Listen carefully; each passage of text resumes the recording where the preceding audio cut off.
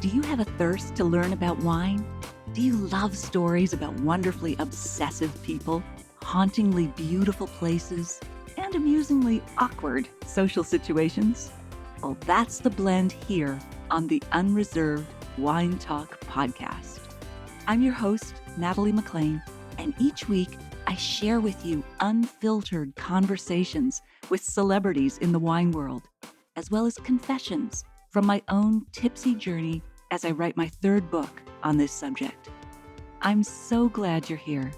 Now pass me that bottle, please, and let's get started. Welcome to episode 5. Before we get started, I want to give a shout out to Sarah and Sheena Kennedy for their review on Apple Podcasts. Quote, "We love listening to Natalie talk about wine. Her Facebook videos are super informative, and we're so excited to now be able to add her to our podcast playlist." Unquote. That means so much to me, especially since I'm still nervous about this podcast actually working out. Thank you. You can find Sheena and Sarah on social media as the Two Kennedy Sisters. They write about wine with terrific enthusiasm, so check them out. In future episodes, I'll be giving a shout out to others who've been kind enough to leave a review of this podcast. So if you want me to mention your website or social media handle, please include that in your review. I got another good dopamine hit this week when I noticed that Apple is featuring this podcast under the Best of 2018 in New and Noteworthy. Yay! Maybe there'll be a happy ending after all. Now, back to this episode. We're chatting with Dr. Edward Miller about the health benefits and risks of drinking wine, from breast cancer and heart disease to diabetes and dementia. He has some surprising insights into just what is moderate drinking for men and women, and disputes some of the latest research about health risks. There's a slight echo on his end that subsides as the conversation proceeds, but it doesn't get in the way of his terrific insights. Enjoy.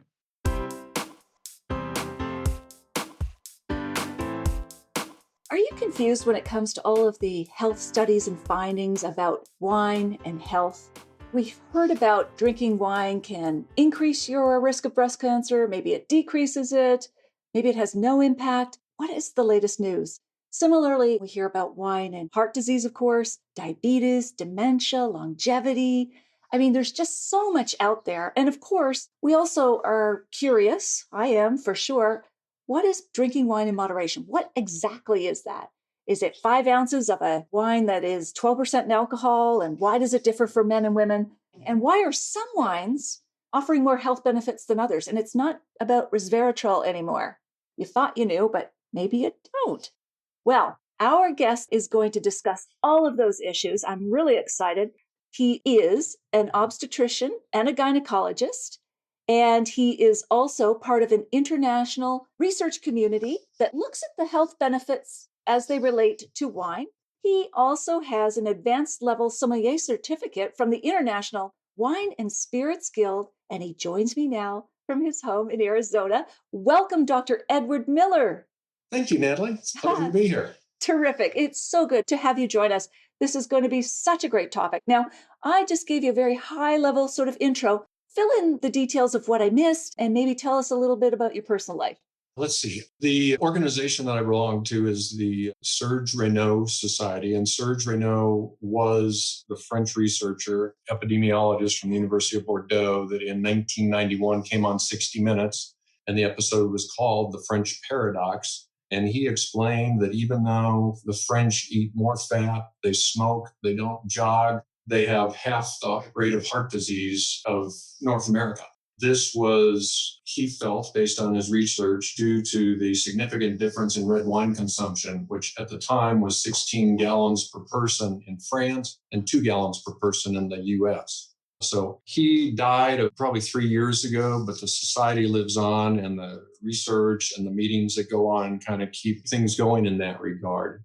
I got involved very serendipitously by delivering the baby of a cardiologist who was a member of this society and said, "Ed, you ought to come to our meeting next year in Napa." Researchers from all over the world get together in different wine regions every 2 years and go over their research. Terrific. Good introduction, delivering the baby. I'm sure that cemented your bond for life. That's great. Now, just sort of high level, you have a Facebook group, I believe, Dr. Miller, that says, drink wine, but not too much or not too little. What's the official title? It is don't drink too much, but don't drink too little. It's not healthy. Right. So, and that's key. Not drinking too much, but also not drinking at all puts you at a significant health disadvantage. It's a stronger risk. Okay, so you've sent me your presentation on this subject, and I'm going to bring up a slide from your deck. And it's got these people drinking from very large wine glasses. So okay. That was a hilarious slide. I love it. So doctors recommend 1 glass of wine per day. Tell us then sort of what in your mind is moderation? 1 to 3 beverages per day. There are benefits to just alcohol. And then we'll further look at it. Are there benefits of wine beyond the alcohol it contains? And so a drink of alcohol is a 1.5 ounce shot glass of spirit, a 12-ounce beer, or a 5-ounce glass of wine. So 1 to 3 servings per day is the sweet spot. All right. So that's good. Now, how much does this change based on what the percentage alcohol is in the wine? We've got German Riesling perhaps clocking in at 7-8% alcohol. And then you can have these Australian enamel rippers at 16% alcohol. Does that change the equation of what a glass means or a serving of alcohol is when it comes to wine? I don't think so. Certainly sobriety-wise, it does. I mean, the example you gave, you'd be consuming twice as much alcohol with the big Shiraz. But I have not seen studies break it down on that. But I think most of the studies involving wine, people aren't sipping Rieslings. They're sipping higher alcohol content wines. Okay, so we don't need to get caught up in the nuances. It say a 13% Bordeaux and a 16% Australian Shiraz. It's still going to be 2 to 3 glasses of 5 ounces approximately for moderation. 1 to 3. 1 to 3. I said 2 to 3. See, I'm already trying to push it up. Yeah. And why does it differ, or does it differ in your mind for men and women? So you've got 1 to 3 glasses as moderation. Does that apply equally to men and women? Women would definitely be at the 1 to 2 for optimal health benefits. And there's a few reasons for that. Body weight is one of them. But let's just say you're comparing a 150-pound woman to a 150-pound man. There are 2 major differences in women, which is pound for pound, they're a higher percentage of fat, or in other words, there's a lower percentage of water in a woman's body compared to a man. And alcohol, ethanol being water soluble, goes into the water where it is diluted. And if you have less water available in your body, as the average woman does, it doesn't get as diluted.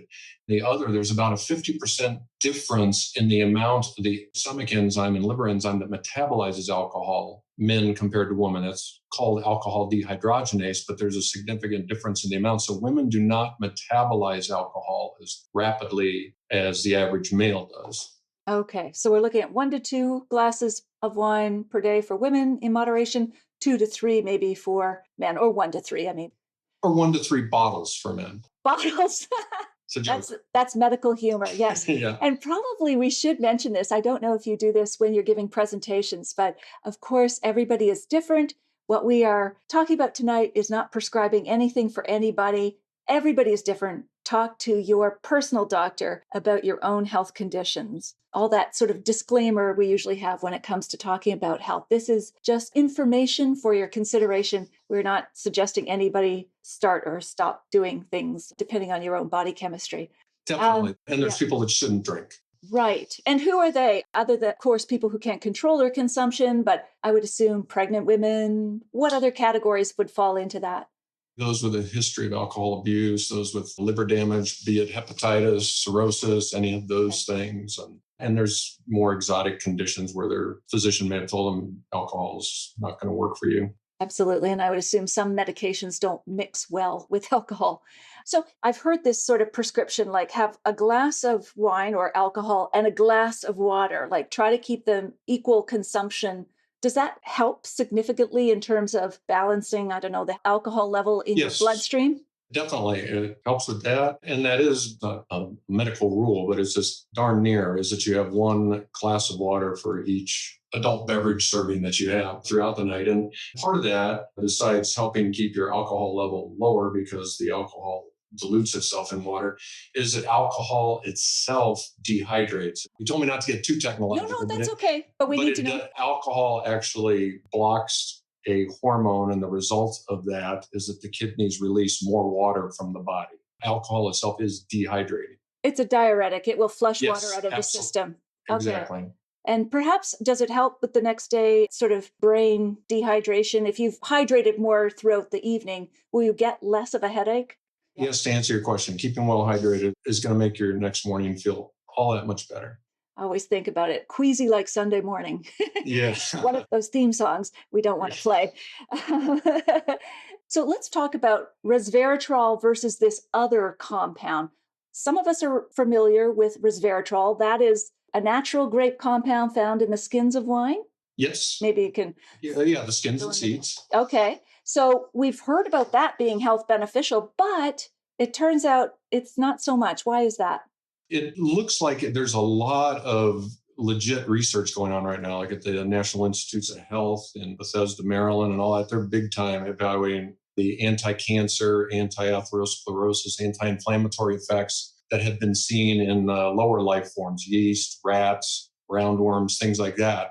But the dose that they're using is 200 to 1,000 times more than is contained in a bottle of wine. So that and various other research, we know that resveratrol in the amounts that are present in a bottle of wine, 1 to 5 milligrams, do not have the vascular effects. So in other words, I forget what the number was, but you'd have to drink 1,000 bottles of wine and Correct. Then you kill yourself. But literally you'd have to drink, because they're giving 1 to 2,000 milligram doses in this research in capsules. Well, that would work out to 1,000 bottles of wine a day. Wow. And why not just then take resveratrol pills? Would that have the effect? It's just premature to say that. That's what most people are hoping, and that's what the NIH is working on. And there don't seem to be side effects so far from taking massive doses of resveratrol. Right. Fair enough. So the compound, though, that does have the most exciting potential in wine is called what?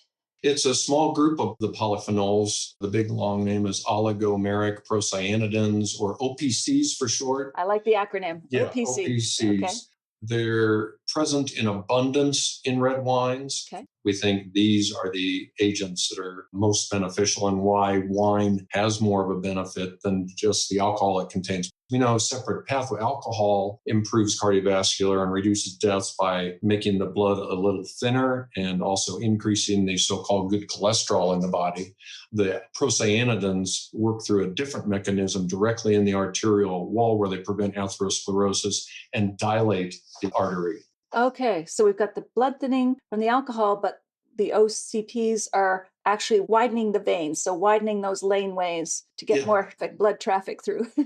They're both working through separate pathways to achieve a good thing. And then while nobody has randomized people yet to drink high procyanidin content wines versus low procyanidin, as you're aware, there's research from Sardinia and Southwest France. Just empirically, the wines that they drink there locally seem to afford them longevity, and these are high procyanidin content wines. That is so fascinating. So it's not about a resveratrol, it's about these other polyphenols that are present in a single bottle of wine so that you can get the health benefits without killing yourself with 1,000 bottles. So which wines have the highest concentrations of these really good polyphenols? The research that I mentioned in those two locations where people did well, Sardinia, it's a Cannonau, which I believe you're going to be pouring tonight, which probably very few people have heard of. Yeah. And then in Southwest France, the varietal is Tannat. Tannat. I've got both of those. Mine's from Uruguay. And based on Professor Roger Corder's research out of London, he has sampled 818 different wines that people donate to him, and he's come up with the average procyanidin content in each of these wines. And other than the Tannat, the super high procyanidin content wines are not ones that are widely available in North America. Sagrantino and Aglianico are probably the highest procyanidin content wines there are. So we're talking about really tannic wines. They've got lots of flavor, very dark fruit. So why don't lighter reds and whites, but let's deal with lighter reds first, like Pinot Noir and Gamay, why don't they have a lot of this compound? Well, I think the one thing that these high procyanidin content wines have is you can almost correlate it with how tannic they are. And extremely tannic wines are not sippable wines. Those are food wines. And so you need to either sit on them for a decade or two, which nobody really does, or you've got to enjoy them with fatty food, as they do in the mountainous region of Sardinia, where they eat goat and cheese and high fat stuff. They're not on a Mediterranean diet at all. And in southwest France, where the Tannat is, and they're experiencing all this longevity, they're having cassoulet, foie gras, French fries are cooked in duck fat. It's a very high fat diet. As your audience knows, the way you cut through tannins is have some fat with it. Absolutely. They dance together. One balances the other. So I guess to really get back to the Pinot Noir and Gamay things, what has to happen, and you could probably make most red varietals high procyanidin, is the procyanidins don't really start getting extracted until about the time fermentation is complete. It takes the alcohol to extract the procyanidins from the seeds and skins, and most wines just stop there. They're done, they get it out of the tank, rather than, for example, Tannat is traditionally fermented and macerated for anywhere from 25 to 40 days, compared to 7 to 10 days for most wines. So you're not extracting the procyanidins out of the seeds. Okay. And what is it about tannin that is life enhancing? I always heard about resveratrol. It's the berry trying to fight against disease, protect itself. So therefore it has that protective effect for you. But what is tannin? Is it because it's a preservative, therefore it translates into this polyphenol that's going to protect you and your heart? Tannins are a separate polyphenol than the procyanidins. So you can use it as kind of a correlation for the procyanidin content. Gotcha. Okay. How about a tannic white? Would that not have these OCPs, these health beneficial polyphenol? I'm not sure how you would get a tannic white, because whites are immediately separated from their skins and seeds. And so you're not going to get procyanidin extraction, because, usually you do the press or the crush. The grape juice and the skins and seeds are separated immediately in white wines. I'm just thinking of wood tannins from oak aging. Okay. I'm not aware of any research. Those oak tannins aren't procyanidins. All right. So let us go to your slide. Let's see. I've got your mortality graph up here now, Dr. Miller. Okay. So you wanted to talk about this, and it basically looks like not quite a hockey stick. So you were saying that it's better for most people, or some people, to have at least 1 to 2 or 3 glasses of wine a day than none at all, except for all the exceptions we mentioned earlier. Yes, this is what we call a J-shaped curve, but it's probably more accurately a hockey stick curve that is showing the all-cause mortality, or the death rate, as a function of how many alcoholic beverages people consume per day. And this is an amalgamation of pretty much all the studies out there, pretty consistently showing this type of thing. Whereas if you have 1 or 2 or 3 drinks a day, you have a lower death rate than people who have no drinks per day. And then the line is crossing back above the rate of a non-drinker between 3 and 4 drinks. And then it really starts skyrocketing, going up with 5 to 7 drinks a day. So just the point that it does need to be light to moderate drinking. And there's no question that heavy drinking and binge drinking are deleterious to one's health. Right. Okay. And would you say there are then technically 5 glasses of wine in a bottle? Yes. Okay. Regardless of alcoholic content. That's good to know. So it's really interesting information here that 1 to 3 is better than nothing for most people, unless they have some other pre-existing condition. Are there any additional health benefits to us as drinkers from organic wines? I'm not aware of any published research on that. I guess it intuitively makes sense if there aren't insecticides on your grapes. That might be somewhat beneficial, but I don't know that organic farming raises the procyanidin content. Right. And I would think the process of fermentation itself sort of does away with so much of those compounds, residues, or whatever. Okay. So let's not forget to taste some wine here. I've got a Cannonau and you've got a Tannat. So which one do you have there, Dr. Miller? I have 2 Tannats. I have a California Tannat from Sonoma. It is Stryker Tannat Estate, Alexander Valley. Okay. Excellent. And I have one of my little gadgets, you said. Oh, yes. What is that?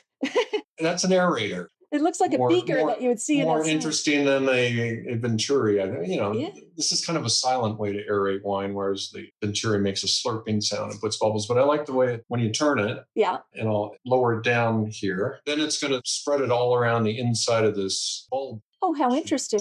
And it's right on theme. It looks like it belongs in a science lab. It looks like a beaker. Right. I suppose the Venturi is easier, but that's more fun. What gadgets I like, yes. More pageantry too. So where did you get that? I actually got it at one of the Arizona wineries here. Yes, there is a small wine country in Arizona. And this particular one does Italian varietals. And when they were over in Italy doing their various trips and all that, they found this, brought it back, loved it. But it's actually, as it turns out when they got back here, called Gallicchio glass, and it's out of California. Oh, wow. So they thought it was an Italian thing. I'll find the link. Out of California. Okay. We'll post that link. That is a neat wine contraption. All right. So you are an advanced level sommelier from the International Wine and Spirits Guild. Wine and Spirits Guild, yeah. Okay. So you've got it all there. Excellent. Do you drink Tanat for pleasure? Do you go toward these wines because they have health benefits? Do you like them, the style of them? I have cocktails and I have white wine and beer. And, it's hard to beat a lot of cabs and all that. But when I can, I like to get Tanats. And the history of Tanat in the U.S. anyway is Tablas Creek in California were the first people to plant it. They brought it over from Southwest France, the cuttings, and released the first vintage in 2002. And now it's catching on in a lot of places. Shauna Rosenblum, who's at Rockwall Wines, has been making it for several years now. And I really liked her. She's Kent Rosenblum's daughter. And, Rosenblum sold their winery. And so now they're Rockwall and she's the winemaker. And there's a lot of places now. And I was even reading that British Columbia has a small acreage of Tanat. It's getting around, but it's generally warm weather. Needs a lot of ripening. And Tanat, that refers to tannin? Yeah, I was looking up the entomology of the word, and best guess that it has something to do with it being an extremely tannic wine. I mean, it was known about it was first written about in France in 15 or 1600s, and it was tannic wine. Excellent. Do you find that some of these wines with more health benefits come from high altitudes? Now, we're talking southern France here and warm climates for these polyphenols, but does high altitude wine offer any more benefit? There's three things that make a hyprocyanate in wine. One, the grape. You want small berries, thick skins, and lots of seeds. And we've talked about some of those varietals. But the biggest thing, according to Dr. Corder's research, is the winemaking technique. You have to let it have some extended maceration or extraction. After fermentation completes itself, you need to still leave the skins and seeds in contact with the must, because as he's shown, it takes the alcohol to extract the procyanidin. And then the other thing is the vineyard, what's going on. And one of the biggest things you can do, besides the usual, stress the vines, all the usual things, have older vines, those things all increase it, but very significantly, high altitude does also. And so when I think of high altitude, I think of Argentinian Malbecs that are up at 4,000, 4,500 feet elevation. And the reason is because they get more UV light, and UV light increases procyanidin content. Ah, yes. Catena is very much into that. The whole light study with Dr. Catena. We had Dr. Lara Catena. She was a past guest, and he's very much, and she as well, into that UV spectrum. So I've got Cananao. Am I pronouncing that correctly? I'm not very familiar with this wine, but I just tasted and posted a review on the site. So where does it stand in the pantheon of healthy wines? It stands up there. Well, when Dr. Corder was coming up with his laboratory research, the procyanidins went like this. He thought, let me go where the longest lived wine drinkers are and see if there's any common threads. And that's how he came up with procyanidins and came back. But the place where he went was the mountainous Noro region of Sardinia, the big Italian island. And what he found is they have the highest proportion or percentage of centenarians in all of Europe. So he went up there, see what wine they were drinking, and they drink Cananao, which is a Grenache clone. Mm-hmm. That's why I like it so much. And they are living a long time up there. And what's really of interest is the majority of people in Sardinia live down by the coast, and they don't have that longevity, and their wines are not hyprocyanidin. Huh. Fascinating. Wow. Okay. Would the health benefits of wine be the same with wine kits? So when you buy a wine kit and make wine, are you going to get the same health benefits? I've always been interested in making my own wine, but I figured it'd never be as good as what I can just go buy. When you're making your own wine, you have to go out and buy grapes or buy the frozen concentrate or that. I don't know how that works, whether you have the option of doing a 21-day fermentation and extraction with a home winemaking. That's what I would think it would depend on. Right, that extraction. All right. So, one of the things I want to make sure we get to is the whole latest research about wine and breast cancer. Breast cancer is prevalent in my family. It is for a lot of women. And I just wondered what the latest research says. We've suspected a relationship between alcohol and breast cancer for quite a while. And then kind of the big study came out in the British Medical Journal in 2015 that said even an alcohol beverage a day increases a woman's risk of breast cancer. So there was understandably a lot of concern going on. There were concerns about that study, though, because this same group had previously reported that alcohol consumption in the light to moderate range adds years to people's lives, reduces cardiovascular disease. So one thing is they say, well, look at the overall net, whether these few additional cases of breast cancer resulted in more deaths or longer life. So in other words, maybe if women quit drinking altogether, more would actually die because of, by far and away, the number one killer in the developed world is cardiovascular disease, killing 1 out of 2 people. The more legit and more interesting, I think, to your audience is that people said, well, go back and tell one, they didn't break it down by type of alcohol in the study at all. And so they said, please go back and do that. And when they did, the post-publication supplemental data on this same study showed that when people drank 3 or more spirit beverages a day, the women had a 26% increase in their risk of breast cancer. And when they had same amount of beer, there was a 34% increase in breast cancer.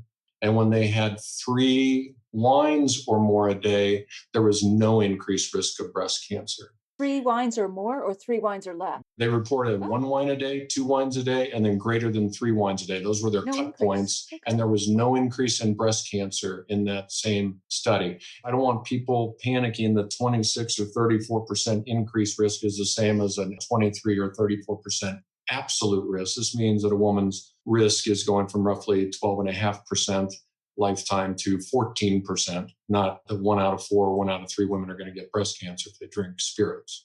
Okay. So they are even saying, I know there's risk of other types of disease and mortality if you drink more than 3 glasses of wine a day, but just breast cancer alone, if you're drinking 3 or 4 or 5 glasses or whatever, that's not going to increase your risk of breast cancer specifically? Correct. I mean, there's studies like, I think I sent you the chart from the Annals of Internal Medicine study in 2000, which showed that even at the last point they used in their data was greater than 3 beverages a day. But with alcohol and beer, by the time you got to that level of consumption, heart disease and cancer deaths were both increased compared to non-drinkers. But with wine, heart disease, cancer, and total deaths were still below that of a non-drinker at 3 or more. Actually, it was reported as greater than 21 drinks per week. So there is some evidence out there that wine has anti-cancer effects. That's powerful.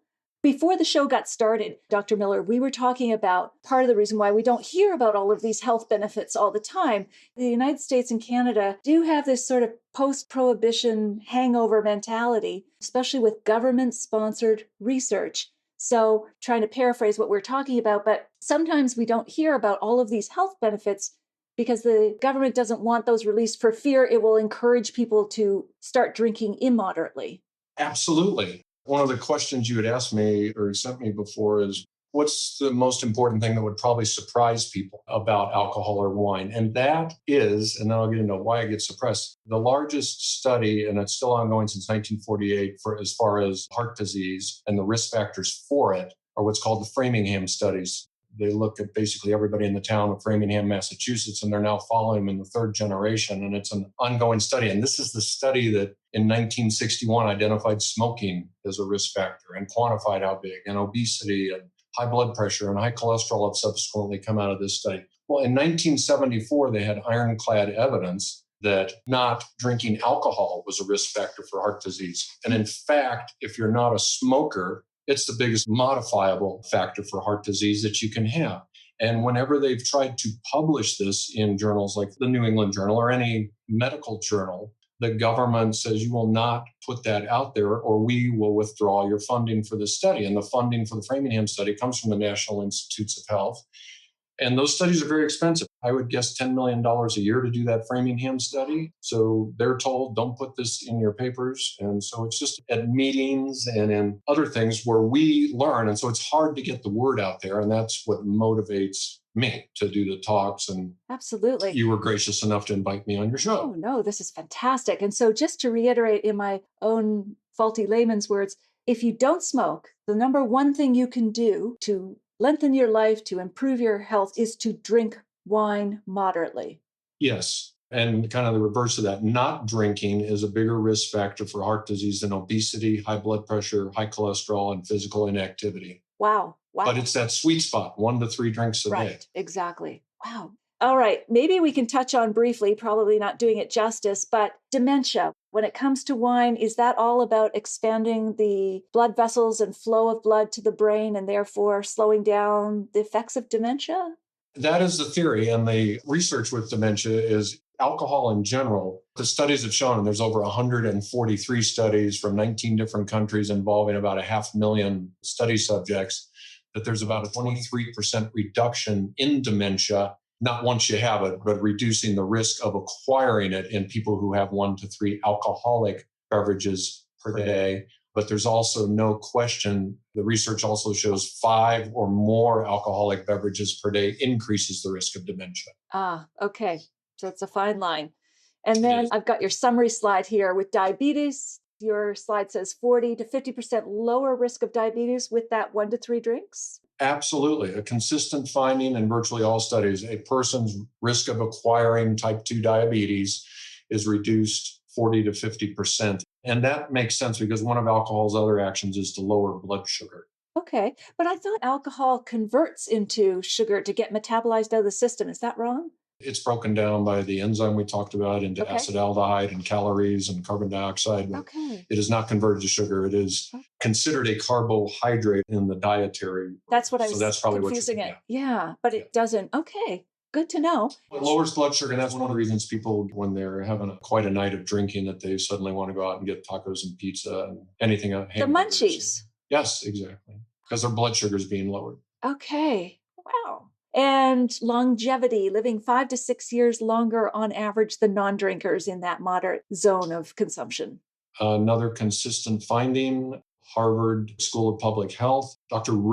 Eric Rim, R-I-M-M there, has said there is no question that heart disease, diabetes, and living longer, light to moderate alcohol consumption results in those things. Wow, we're coming back to that resounding, pretty much the title of your Facebook group page. Right. The advice. Which I have to give credit to Curtis Ellis. Dr. Curtis Ellison is the cardiologist that actually interviewed Serge Renaud in that French paradox, went over to France and interviewed him. Okay. And one of Curtis Ellison's summary slides at the end of his presentation was, don't drink too much, but don't drink too little. It's unhealthy. Wow. And if people Google that and or your name and Facebook, they're going to find you. Yes. Absolutely. Good. Terrific discussion. Wow. We hit on so many key points. I could keep going for another hour.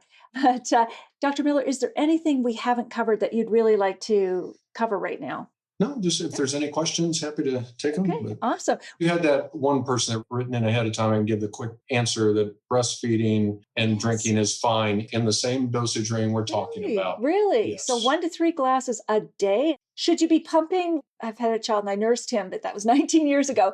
So would you feed the child and then pump out the breast milk, or it doesn't matter? No, you don't need to, because the interesting thing about breast milk is the alcohol concentration, and it follows exactly the blood alcohol concentration. So you can actually not breastfeed and the alcohol is going to disappear from your breast. But even if you've done the mathematics where if you drink 3 drinks in 1 hour, which would get your average woman to 0.08 or legally impaired or drunk, and then they breastfed their infant, the infant would get the equivalent of 1.5 ounces of light beer and alcohol, which is really not going to have any physiologic effect I think a nicer way to put it is La Leche League, or who's probably the biggest pro breastfeeding advocates in the world, say to tell women not to drink while they're breastfeeding is needlessly restricting their activity and therefore discouraging breastfeeding, which is very healthy for a baby. Right. And again, we point to the more important factor of breastfeeding versus not. Wow. Dr. Miller, thank you so much. And we must pick this up again. Perhaps in the new year, we'll have part 2, the sequel. Okay. All right. Well, cheers and take care, and good luck with all of your research and studies and your practice. Thank you very much. Okay. Bye-bye.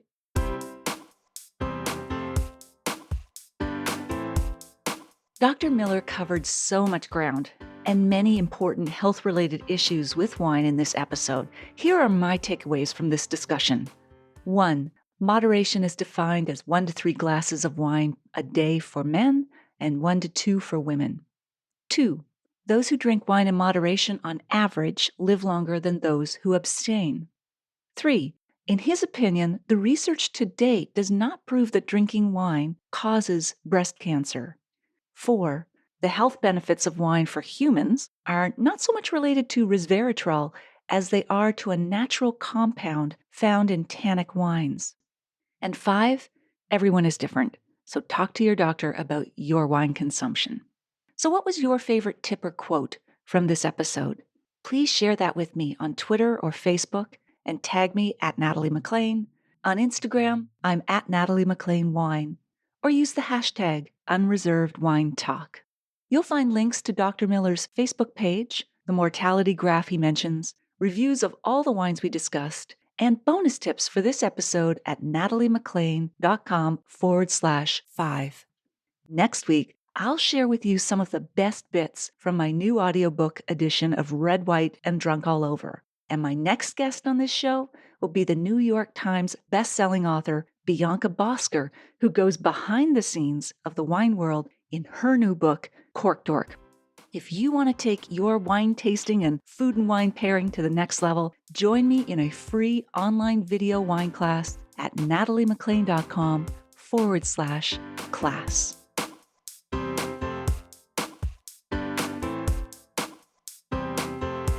You don't want to miss one juicy episode of this podcast, especially the secret, full-bodied bonus episodes that I don't announce on social media. So, subscribe for free now at nataliemclean.com/subscribe. Meet me here next week. Cheers.